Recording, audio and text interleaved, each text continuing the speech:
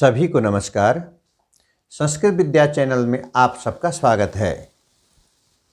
आज हम कक्षा षष्ठी विषय संस्कृतम पंचदश पाठः मातुलचंद्र का अभ्यास कार्य करने जा रहे हैं।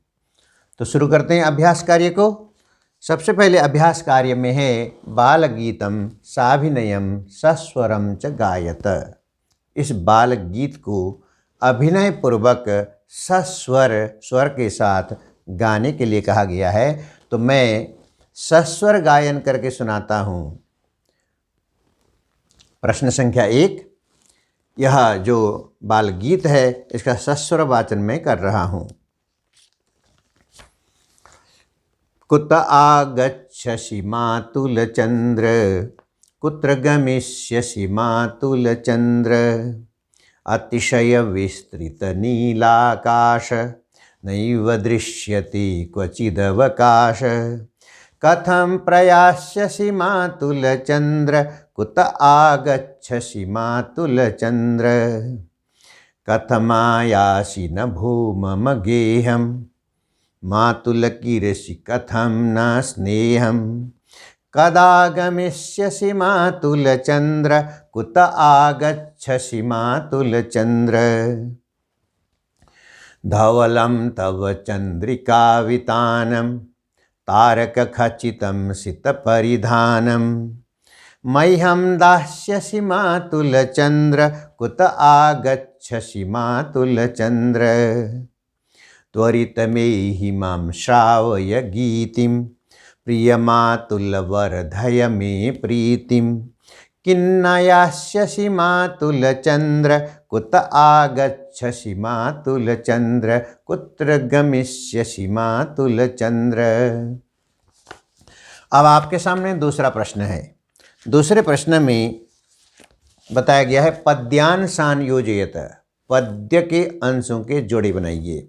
पद्य के अंश यहाँ पर आगे पीछे करके दिए गए हैं, हमें सामने सामने लिख करके उनके जोड़े बनाना है। देखिए, मातुलकीर्षि कथं न स्नेहं तारकखचितं सितपरिधानं त्वरितमेहि मां श्रावय गीतिं अतिशय विस्तृत नीलाकाश धवलं तव चंद्रिकावितानं। इस प्रकार से ये दूसरा पद्यांश मेलन वाला प्रश्न पूरा हुआ।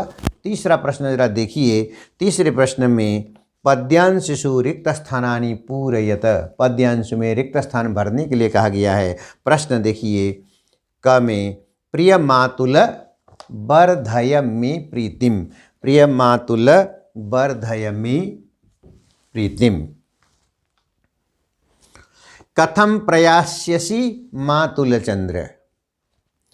और क्वचिदवकाश है, नैव दृश्यति क्वचिदवकाश।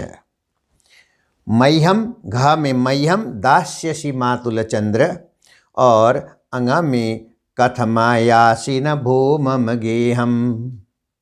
इस प्रकार से तीसरा पद्य पूरा हुआ। तीसरा प्रश्न। चौथे प्रश्न को आप यहाँ पे देखेंगे, प्रश्न संख्या 4 है और इसमें प्रश्नानाम उत्तराणि लिखत। प्रश्नों के उत्तर लिखने के लिए कहा गया है। तो प्रश्न क्या है? अस्मिन् पाठे कः मातुलः। इस पाठ में मातुल कौन है? तो यहाँ पे क को रेखांकित करेंगे और उसको जगह लिखेंगे चंद्रः। अस्मिन् पाठे चंद्रः मातुलः। चंद्र यहाँ पर मातुल है, मामा है। ख, नीलाकाशः कीदृशः अस्ति। नीला आकाश कैसा है? अतिशय विस्तृत। नीला आकाश अतिशय विस्तृत है। कीदृश को रेखांकित करेंगे और उसकी जगह लिखेंगे अतिशय विस्तृत। तो उत्तर बनेगा नीलाकाशः अतिशय विस्तृत अस्ति। अब ग में देखेंगे तो ग में प्रश्न है मातुलचंद्र किम न कीरति। मातुलचंद्र क्या नहीं करते। मामा चंदा मामा क्या नहीं करते। तो किम को रेखांकित करेंगे, उसकी जगह लिखेंगे स्नेहम।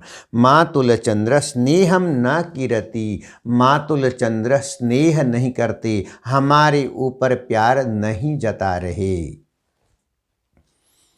अब घ में किम श्रावयितुम शिशुचंद्रम कथयति। क्या सुनाने के लिए शिशु बच्चे चाँद को कहते हैं? तो किम को रेखांकित करेंगे, उसकी जगह लिखेंगे गीतिम। गीतिम श्रावयितुम शिशु चंद्र कहती। गीत को सुनाने के लिए शिशु चंद्र को कहता है। अंगा में चंद्रस्य शीत परिधानम कथम अस्ति। चाँद का जो शीत परिधान है, चाँद का जो परिधान है, वस्त्र है, वो कैसा है? तारक खचितम। तो इसमें कथम को रेखांकित करेंगे और उसकी जगह लिखेंगे तारक खचितम। चंद्रस्य शीत परिधानम तारक खचितम अस्ति। चाँद का जो स्वच्छ परिधान है उसमें तारे जड़े हुए हैं, तारे उसमें जड़ करके सुंदर सा सुशोभित वस्त्र बनाया गया है। तो ये आपके सामने 4 प्रश्न पूरे हुए।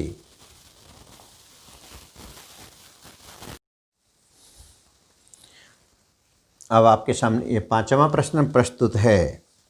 5वें प्रश्न में उदाहरणानुसारम निम्नलिखित पदानि संबोधने परिवर्तयत। उदाहरण देखो और उदाहरण देख करके नीचे जो शब्द दिए गए हैं, पद दिए गए हैं, उनको संबोधन में बदलना है। देखेंगे उदाहरण यहाँ पर एक दिया हुआ है, बाकी उदाहरण आप पुस्तक में देख सकते हैं। यथा चंद्र चंद्र।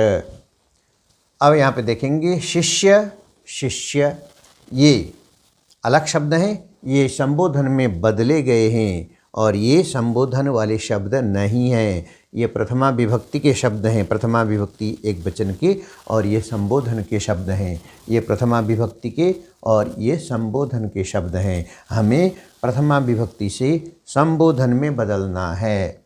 शिष्यः शिष्य, गोपालः गोपाल, मित्रं मित्र, पुस्तकं पुस्तक, भानु भानुः, पशु पशुः, प्रियंवदा प्रियंवदे, लता लते, मुनि मुने, कवि कवेः, देवी देवी, मानिनी मानिनी।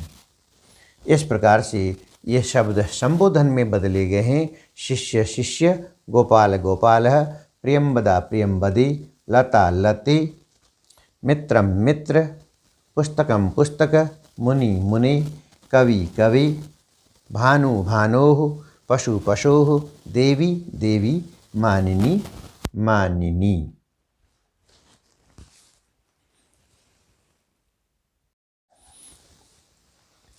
अब आपके सामने 6ठा और 7वां प्रश्न है। 6ठे प्रश्न को हम देखेंगे। मंजुषातः उपयुक्तानाम अव्ययपदानां प्रयोगेण रिक्तस्थानानि पूरयत। मंजुषा से, मंजुषा जो बॉक्स दिया हुआ रहता है उसे कहते हैं, उसमें से सही अव्यय शब्द, अव्यय पदानां प्रयोगेण, सही अव्यय शब्द चुन करके खाली स्थान भर लेना है, रिक्त स्थान भरना है। अव्यय शब्द उसे कहते हैं जो शब्द कभी भी बदलते नहीं हैं, चाहे पुल्लिंग, स्त्रीलिंग, नपुंसकलिंग, एक वचन, द्विवचन या बहुवचन बदले, लेकिन अव्यय शब्द नहीं बदलते, इसीलिए उन्हें अव्यय कहा गया है। ये अव्यय शब्द कुतः, कदा, कुत्र, कथम, किम, इस प्रकार से ये 5 अव्यय शब्द दिए गए हैं। इनके द्वारा ये खाली जगह भरना है। देखेंगे क में जगन्नाथपुरी कुत्र अस्ति। जगन्नाथपुरी कहाँ पर है। ख त्वम कदा पुरीम गमिष्यसि। तुम कब पुरी जाओगे। ग में गंगा नदी कुतः प्रवहति। गंगा नदी कहाँ से बहती है। घ में तव स्वास्थ्यम कथम अस्ति। तुम्हारा स्वास्थ्य कैसा है। अंग में वर्षा काले मयूरा किम कुर्वन्ति। वर्षा काल में मोर क्या करते हैं। इस प्रकार से ये 6ठा प्रश्न है। 7वां प्रश्न तत्सम शब्दान लिखत। तत्सम शब्द उन्हें कहते हैं जो शब्द संस्कृत में किस रूप में है, संस्कृत के शब्द लिखना है उसको तत्सम, यानी कि संस्कृत में किस प्रकार के वो शब्द प्रयोग में आते हैं और वही शब्द हिंदी में किस प्रकार से थोड़ा सा परिवर्तन के साथ या वैसे के वैसे लिए गए हैं। तत्सम और तद्भव ये दो प्रकार के शब्द यहाँ संस्कृत में से हिंदी में आए हुए होते हैं, तो यहाँ पे तत्सम शब्दों को लिखना है, यानी कि संस्कृत वाले शब्दों को लिखना है। मामा मातुलः, मोर मयूरः, तारा तारकम, कोयल कोकिलः, कबूतर कपूतः। इस प्रकार से 7वां प्रश्न भी समाप्त हुआ और आपका ये कक्षा 6ठी विषय संस्कृतम पंचदश पाठ मातुलचंद्र का अभ्यास कार्य समाप्त हो गया। और इस अभ्यास कार्य के साथ साथ, क्योंकि 15 ही पाठ हैं पुस्तक में, ये 15 पाठ पूरे हो गए और आपका यहाँ पर पाठ्यक्रम समाप्त हो गया है, यानी कि संपूर्ण सिलेबस आपका यहाँ पर समाप्त कर दिया गया है। धन्यवाद।